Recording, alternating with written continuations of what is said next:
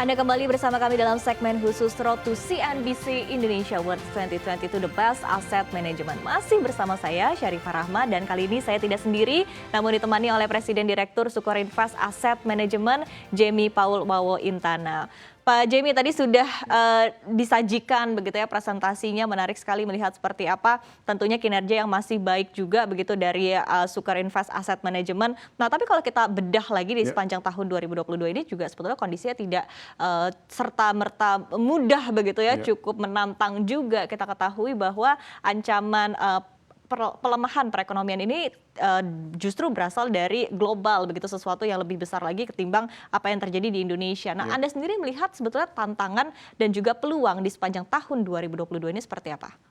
Iya, sebenarnya kan kalau kita lihat pertama kali isu yang bikin membuat banyak sekali negara mengalami resesi ya, dan itu berimbas kepada pasar modalnya, yaitu isu inflasi ya.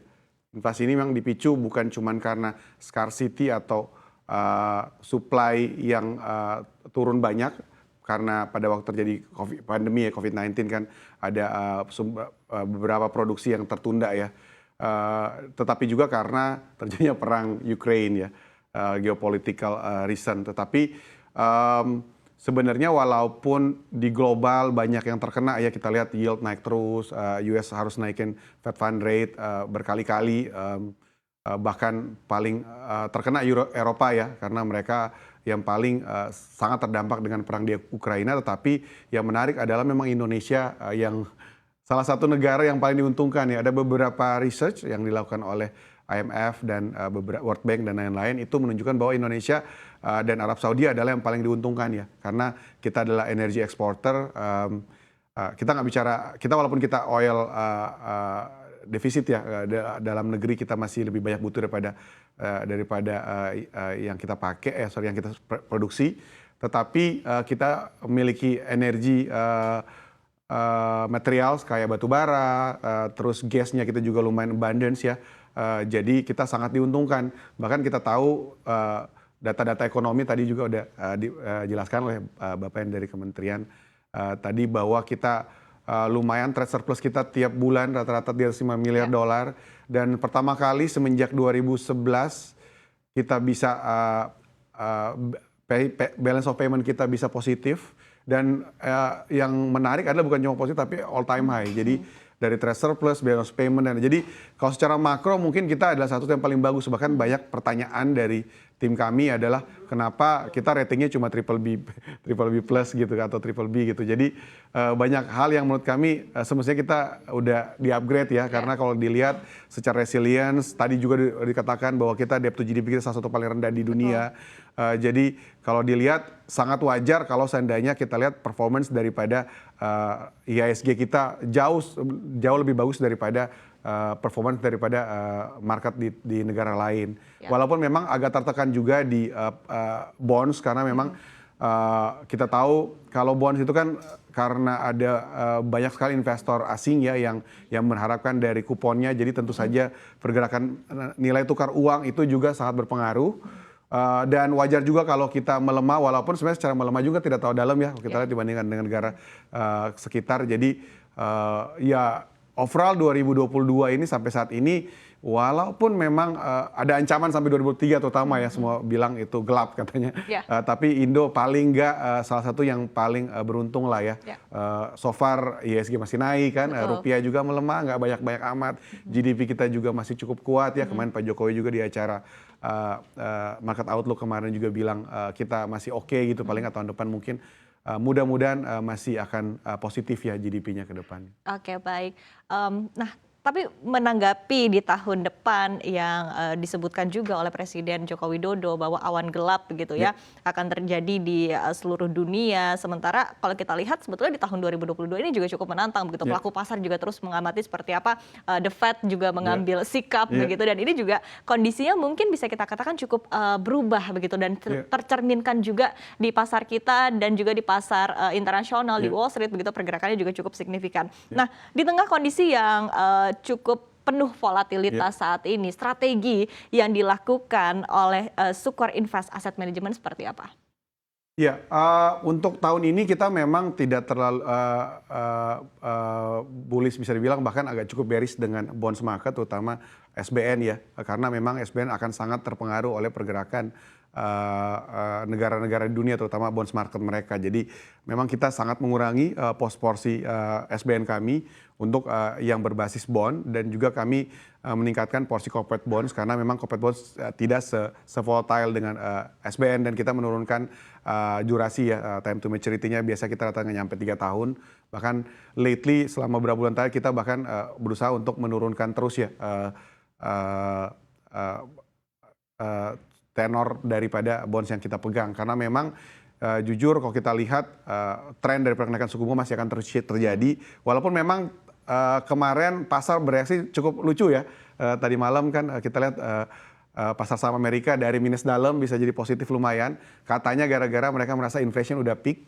Memang benar kalau kita lihat secara year on year sebenarnya inflasinya udah peak ya, karena kalau kita hitung dari 2021 lonjakan mulai tertinggi itu terjadi pas terakhir tertinggi sampai bulan September ya. Jadi nanti jadi nanti bulan Oktober sampai Februari memang inflasi masih naik ya, CPI mereka, tapi udah mulai melambat dan bahkan mulai peak di Februari. Jadi kita expect mungkin Februari year on inflation bahkan mulai agak flat ya di Amerika, which is mungkin ini menjadi sedikit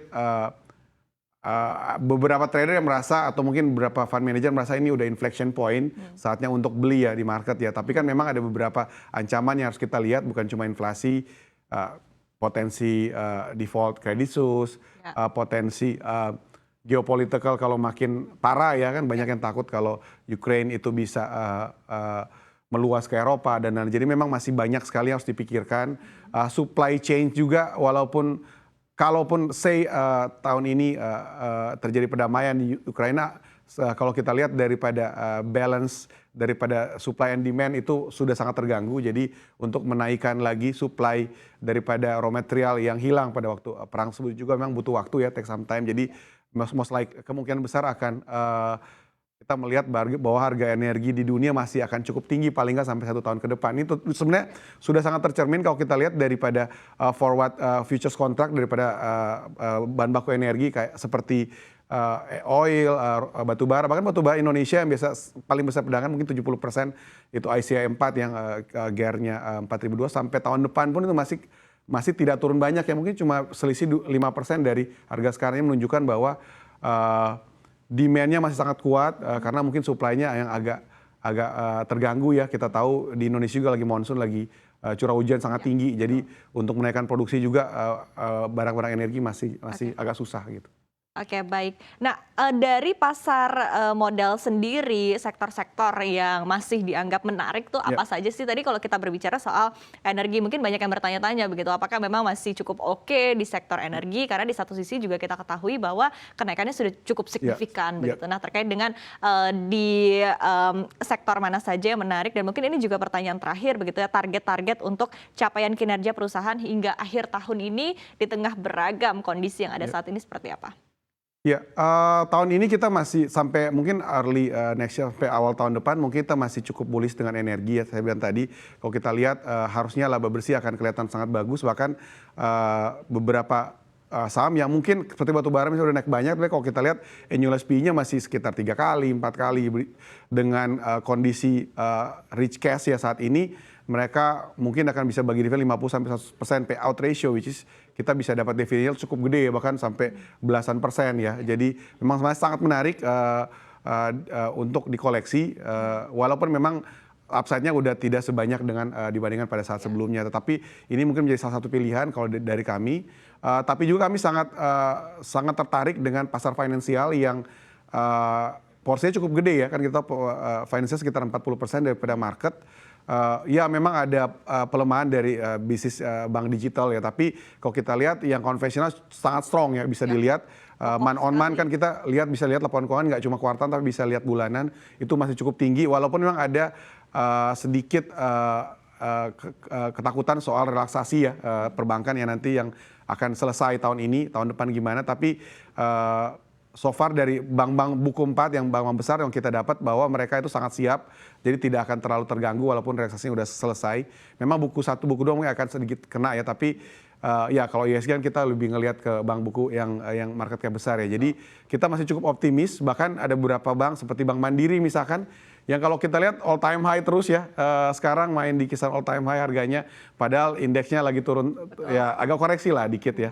Jadi kita lihat bahwa memang appetite di sana masih cukup besar karena valuasi masih menarik walaupun harganya sudah sangat tinggi ya.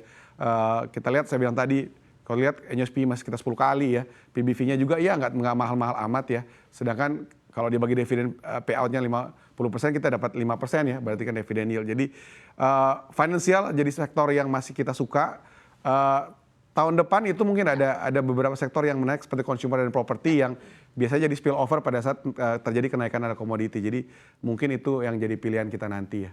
Oke, baik. Menarik sekali tadi ya. Ada beberapa sektor yang masih menarik, komoditas, perbankan juga, dan kita lihat juga level harga juga cukup kuat begitu ya di perbankan sendiri. Dan tadi juga ada beberapa sektor lainnya. Terima kasih, Pak Jemi sudah bergabung bersama kami dan sudah berdiskusi bersama kami dalam CNBC Indonesia Awards 2022 The Best Asset Management. Dan pemirsa jangan kemana-mana karena terkait dengan kondisi pasar keuangan di tanah air di tengah beragam sentimen global saat ini juga masih akan kita lanjutkan kembali diskusinya dan seperti apa strategi para manajer investasi dalam menempatkan dana kelolanya. Dan usai jeda kita akan simak paparan dari Presiden Direktur BNI Asset Management Putut Endro Andana Warih. Dan tetaplah bersama kami dalam Road to CNBC Indonesia Awards The Best Asset Management.